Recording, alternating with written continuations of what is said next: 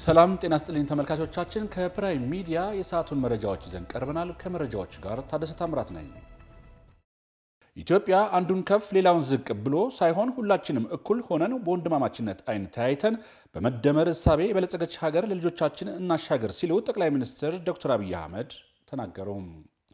20ኛው የብሔር ብሔረሰቦችና ሕዝቦች ቀን ባህል ዲሞክራሲ፣ መግባባት ለህብረ ብሔራዊ አንድነት በሚል መሪ ሐሳብ ጠቅላይ ሚኒስትሩን ጨምሮ ከፍተኛ የፌዴራል መንግስት የሥራ ኃላፊዎች በተገኙበት በሆሳዕና ከተማ እየተከበረ ይገኛል።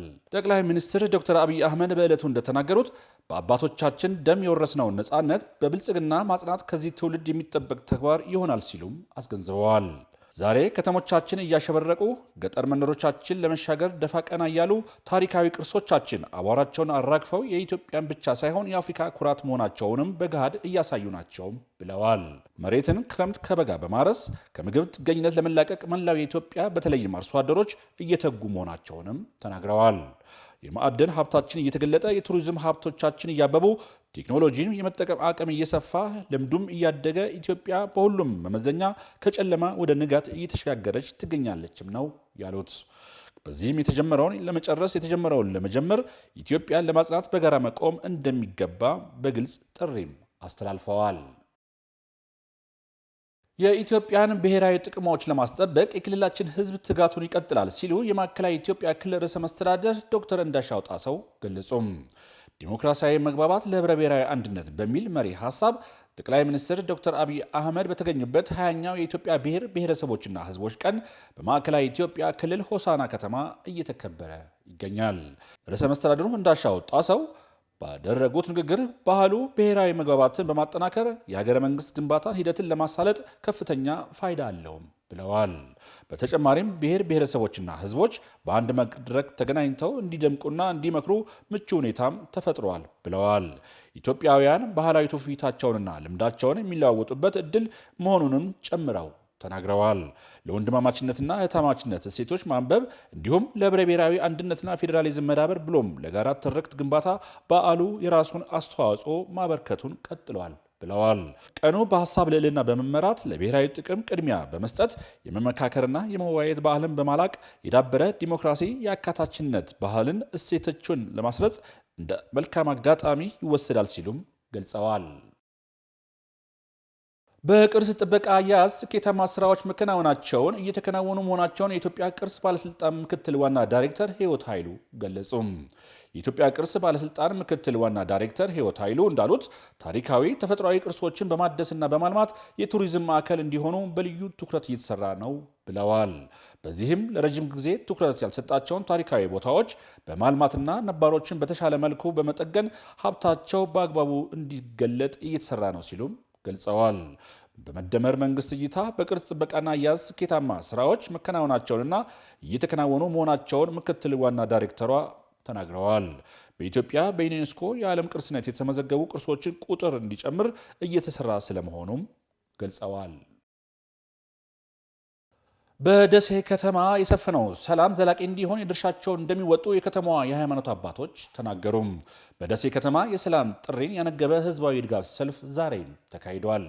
የደሴ ከተማ አስተዳደርና የደቡብ ወሎ ዞን ሃይማኖት ተቋማት ጉባኤ ባዘጋጁት የድጋፍ ሰልፍ መልእክት ያስተላለፉት በኢትዮጵያ ኦርቶዶክስ ተዋሕዶ ቤተክርስቲያን የደቡብ ወሎ ዞን ሀገረ ስብከት ዋና ጸሐፊ መላከ ሰላም ፈንታ አበራ እንዳሉት ሁሉም ለዘላቂ ሰላምና አንድነት በጋራ መስራት አለባቸው ብለዋል። ለዘላቂ ሰላማችንና አንድነታችን ቅድሚያ በመስጠት እንደ ሃይማኖት አባት የሚጠበቅብንን ድርሻ በላቅ ትጋት እንወጣለን ሲሉም ገልጸዋል። የደሴ ከተማ አስተዳደር እስልምና ጉዳዮች ምክር ቤት ፕሬዝዳንት ሼህ ሐሰን አምዲን በበኩላቸው የሁሉም ቤተ እምነቶች ሰላምን ማስፈን ተቀዳሚ ተግባራቸው በማድረግ የሰላምና የመከባበር ባህልን ማስቀጠል ይገባልም ብለዋል። የደሴ ከተማ አስተዳደር ተቀዳሚ ምክትል ከንቲባ ሳሙኤል ሞላልኝ በበኩላቸው የደሴ ከተማ የደቡብ ወሎ ዞን ሃይማኖት ተቋማት ጉባኤ ዛሬ ያዘጋጁት ህዝባዊ የድጋፍ ሰልፍ የሰላማችንን ከማጽናት ባለፈ የከተማችንን ልማት እንዲፋጠን ለአመራሩ አቅም፣ ሞራልና ጉልበት የሚጨምር መሆኑንም አስገንዝበዋል። ተመልካቾቻችን ከፕራይም ሚዲያ የሚተላለፍላችሁ የሰዓቱ መረጃዎች እንደቀጠሉ ናቸው። አሁን ደግሞ ከውጭ ምንጮች ወዳገኘናቸው መረጃዎች እናልፋለን። የቤኒን መፈንቅለ መንግስት ሙከራ በሪፐብሊክ ወታደሮች መክሸፉ ተነገረ። እሁድ ዕለት በቤኒን የታወጀው መፈንቅለ መንግስት መክሸፉን የሀገሪቱ የውስጥ ጉዳይ ሚኒስትር ተናግረዋል። አንድ አነስተኛ ወታደሮች ቡድን ግዛቱን እና ተቋማቱን ለማተራመስ በማሰብ አመጽ ጀምረው ነበር ሲሉ አላሳን ሳይዶ ተናግረዋል።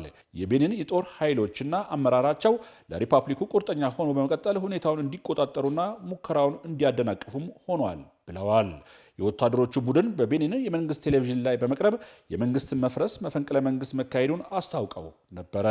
ራሱን ወታደራዊ መልሶ ማቋቋሚያ ኮሚቴ ብሎ የሚጠራው ቡድን ፕሬዚዳንቱን ከስልጣን ማባረራቸውንና ሁሉም የመንግስት ተቋማት መፍረሳቸውንም ተናግረው ነበረ። ቡድኑ ሌተናል ኮሎኔል ፓስካል ቴግሪ የወታደር ኮሚቴው ፕሬዚዳንት ሆነው መሾማቸውን አስታውቀው ነበረ ሲል አፍሪካ ኒውስ ዘግቧል። ሩሲያ የአሜሪካን የደህንነት ስትራቴጂ ከራዕይዋ ጋር እንደሚጣጣም ገለጸች። የትራምፕ አስተዳደር ባለፈው ሳምንት ይፋ ያደረገው ባለ 33 ገጹን የስትራቴጂ ሰነድ ሩሲያን ለአሜሪካ ስጋት እንደሆነች አድርጎ አያቀርብም። ስትራቴጂያዊ ቅድሚያ የሚሰጣቸውን ጉዳዮች እንደሆነ ከዘረዘራቸው ነጥቦች መካከል የውጭ ተጽዕኖ መዋጋት፣ በስፋት የሚደረግ የስደትን ማስቆም እንዲሁም በአውሮፓ ህብረት ውስጥ አለ ስለተባለው ሳንሱር መቃወም የሚሉት ይገኙባቸዋል። በርካታ የአውሮፓ ህብረት ባለስልጣናትና ተንታኞች ሰነዱ ሀሳብን በነፃነት የመግለጽ ጉዳይ ላይ ትኩረት ያደረገበት ምክንያት ተችተውታል ተብሏል። የክሬምሊን ቃል አቀባይ ዲሚትሪ ፔስኮቭ በሩሲያ መንግስት የዜና ወኪል በሆነው ታስ ላይ ባወጣው ቃለ መጠይቅ እየተመለከትነው ያለውን ማስተካከያ በብዙ መልኩ ከእኛ ራዕይ ጋር የሚጣጣም ነው ሲሉ ሰነዱን አድንቀዋል። ይህንን በጎ እርምጃ እናጤነዋለን ያሉት ቃል አቀባዩ ሞስኮ ጠንካራ ድምዳሜ ላይ ከመድረሷ በፊት ሰነዱን መተንተኗን እንደምትቀጥል ገልጸዋል።